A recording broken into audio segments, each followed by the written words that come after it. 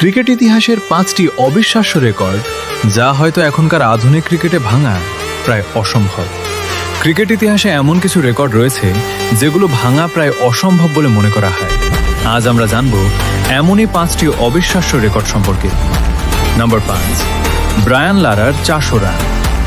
2004 সালে ইংল্যান্ডের বিপক্ষে টেস্ট ক্রিকেটে অপরাজিত 400 রান করেছিলেন ব্রায়ান লারা। টেস্ট ক্রিকেটের ইতিহাসে এটি সর্বোচ্চ ব্যক্তিগত স্কোর।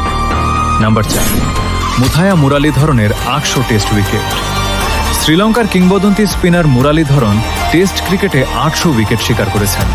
আধুনিক ক্রিকেটে কোনো বোলারের জন্য এই রেকর্ড ছোঁয়া অত্যন্ত কঠিন। নাম্বার 3, সচিন টেন্ডুলকারের 100 আন্তর্জাতিক সেঞ্চুরি। 24 বছরের ক্যারিয়ারে সচিন আন্তর্জাতিক ক্রিকেটে 100টি সেঞ্চুরি করেছেন। আজও কেউ তার কাছাকাছি পৌঁছাতে পারেনি। নাম্বার 2, জিম লেকারের এক ম্যাচে 19 উইকেট। 1956 সালে অস্ট্রেলিয়ার বিপক্ষে এক টেস্ট ম্যাচে 20 উইকেটের মধ্যে 19টি নিয়েছিলেন জিম লেকার। ক্রিকেট ইতিহাসের অন্যতম বিস্ময়কর কীর্তি এটি।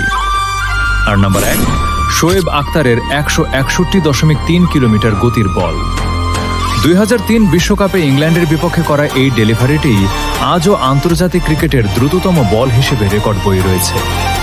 আপনার মতে কি এইসব রেকর্ড এখনকার আধুনিক ক্রিকেটে ভাঙা সম্ভব? কমেন্টে জানিয়ে দিন। আর এরকম ক্রিকেট বহুল ভিডিও পেতে আমাকে ফলো করুন।